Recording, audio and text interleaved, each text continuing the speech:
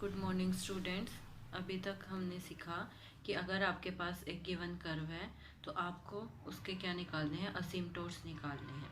उसके लिए आप क्या निकालते थे, असिम्प्टोट्स पैरेलल टू कोऑर्डिनेट एक्सिस और साथ में ओब्लिक असिम्प्टोट्स।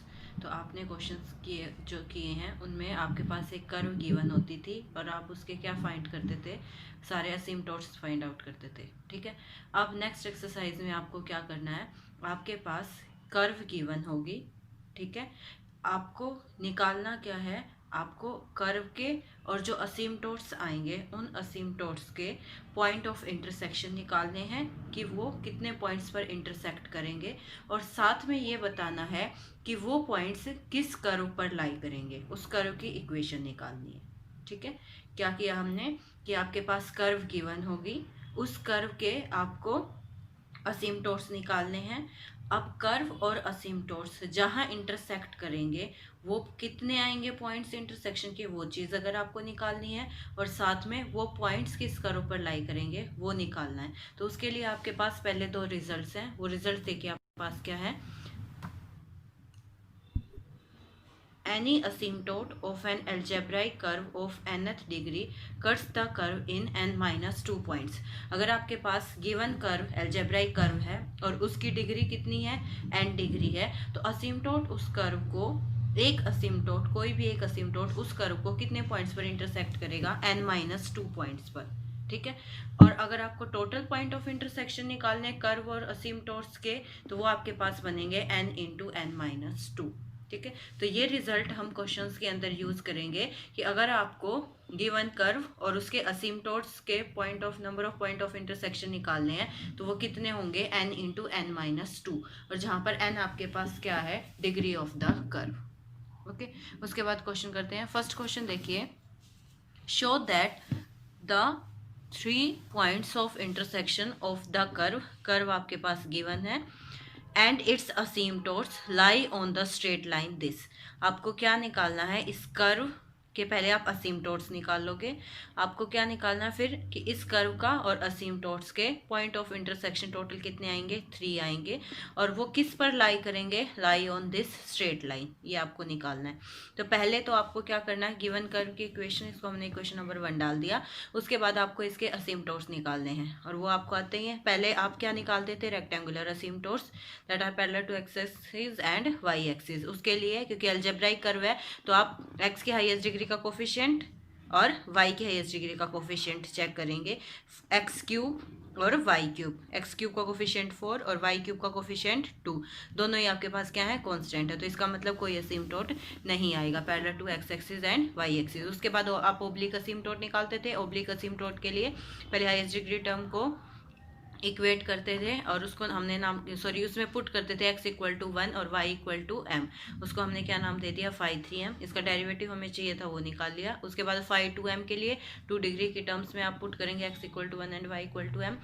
फिर स्लोप निकालने के लिए फाई 3m को आप इक्वल टू 0 करते थे, वहाँ से आपके पास m की वैल्यूज आ जाएंगी, वो आपके पास आई हैं 2, 1 और -1। फिर हम c निकालते थे, अगर फाई 3 डैश m क्या है, नॉन जीरो है, तो उसके लिए हम ये फॉर्मूला लगाएंगे, और इसमें एक बार m इक्वल टू 2 के लिए और एक बार m इक्वल टू 1 के लिए, फिर m इक्वल टू -1 के लिए, क्योंकि तीनों ही m की वैल्यूज के लिए यहाँ पर phi 3 dash m non zero आ रहा है, तो यही रिजल्ट लगेगा।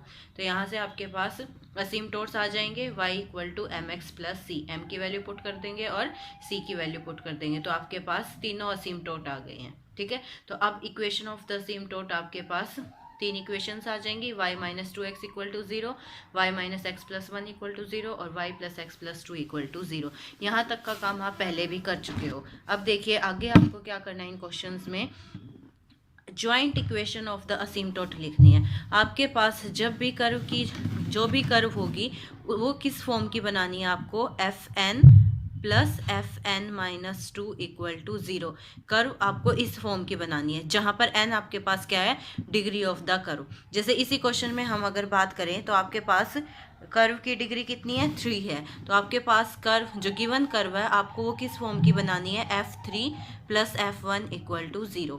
f3 आपके पास क्या होगी, joint equation of asymptote, joint equation of asymptotes, इसका मतलब सारे असिम्प्टोट्स की इक्वेशन को ज्वाइन कर दीजिए, तो आपके पास जो इक्वेशन बनेगी वो रिप्रेजेंट करेगी एफ एन को, और फिर उसको छोड़कर बाकी जो आपके पास इक्वेशन गिवन कर्व की इक्वेशन में टर्म्स बचेंगी वो आपके पास बन जाएगी एफ एन माइनस टू, और वो ऑटोमेटिकली उसकी डिग्री कितनी बनेगी एन माइनस टू। जैसे इस क्वेश्चन में अगर आपके पास जॉइंट इक्वेशन एफ थ्री है तो बची हुई इक्वेशन लीनियर फॉर्म की बनेगी, यानी कि एफ वन की।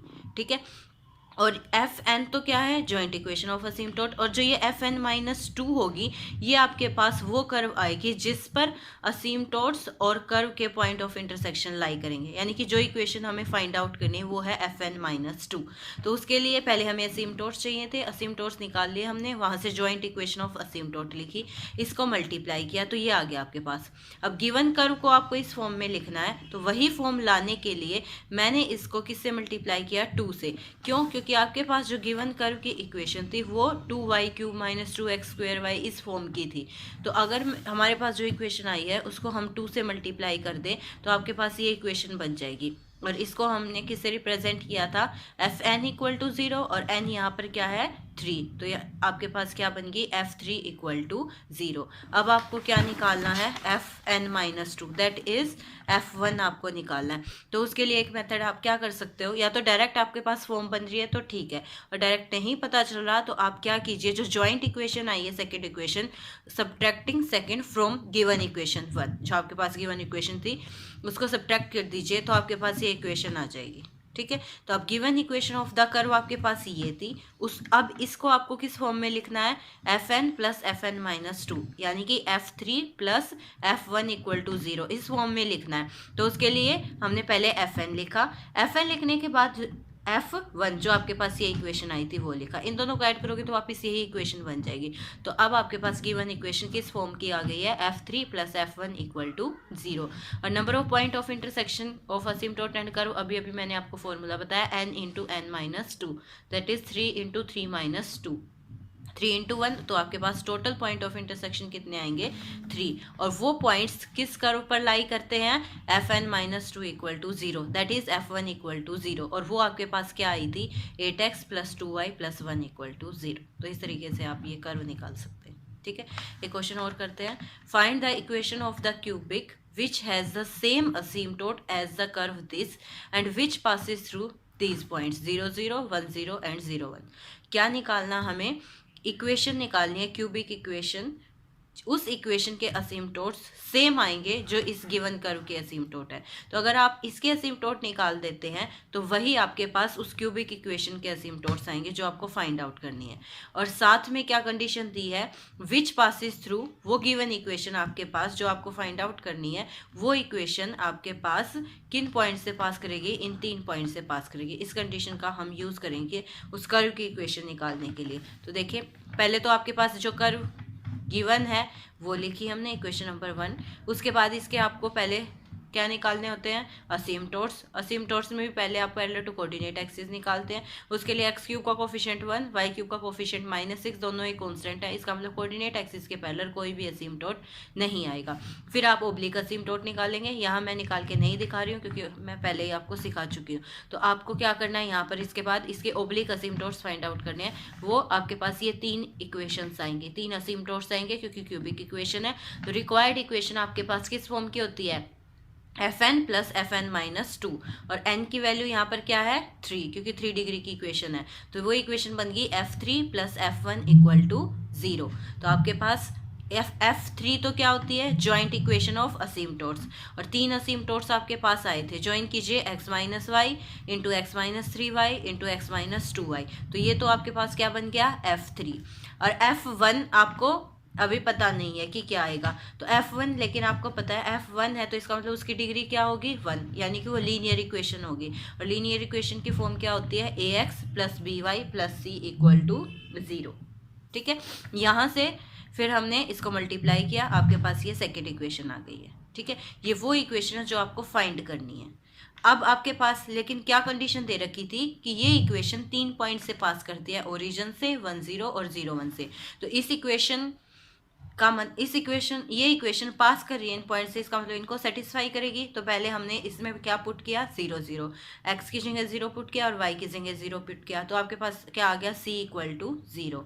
अब फिर सेकेंड पॉइंट पुट किया 1 0 1 0 जब आप पुट करेंगे तो आपके पास इक्वेशन बची 1 plus a plus c equal to 0। C तो 0 था, वो पुट कर दिया, तो ए की वैल्यू क्या आ गई -1। ऐसे ही थर्ड पॉइंट पुट करेंगे तो बी की वैल्यू भी आ जाएगी। ए बी सी तीनों आपके पास अननोन थे, तीनों की वैल्यू आ चुकी है, तो आप इस इक्वेशन के अंदर पुट कर दीजिए। सेकेंड इक्वेशन के अंदर जैसे ही ए बी सी की वैल्यू पुट करके इस इक्वेशन को सिंप्लीफाई करेंगे तो आपके पास रिक्वायर्ड इक्वेशन आ जाएगी, रिक्वायर्ड क्यूबिक इक्वेशन जो आपको निकालनी थी। ठीक है, एक क्वेश्चन आपके पास ये है, find the asymptotes of the curve. Curve आपके पास दे रखी है x Y into x square minus Y square plus X square plus Y square minus A square equal to 0। Show that 8 points of intersection of the curve with its asymptotes lie on a circle whose center is at the origin। क्या find करना, हमें असीमटोट्स निकालने हैं इस curve के, और साथ में क्या शो करना है, show that 8 points of intersection of the curve with its asymptote lie on a circle. इस कर्व के इसके असीमटोट्स के साथ जो पॉइंट ऑफ इंटरसेक्शन आएंगे वो टोटल कितने आएंगे 8, और वो किस पर लाई करेंगे, एक सर्कल पर लाई करेंगे whose centre is at the origin, और उस सर्कल का सेंटर क्या होगा, ओरिजिन। तो गिवन कर्व को हमने इक्वेशन नंबर 1 डाला। अब आपके पास इक्वेशन किस फॉर्म की है, f4 plus f2 equal to 0।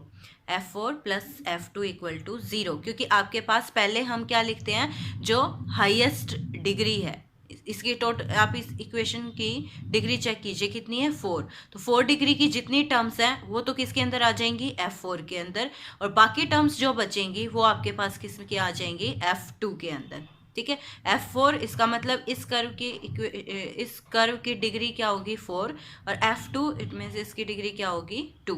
पहले हम f4 लिखते हैं, जहां पर आपके पास 4 डिग्री की टर्म है वो आपके पास बनेगी, ये मल्टीप्लाई करेंगे आप जैसे ही, तो आपके पास ये टर्म आएंगी 4 डिग्री की। तो f4 के अंदर आपके पास टर्म आ गई है x Y into x square minus Y square.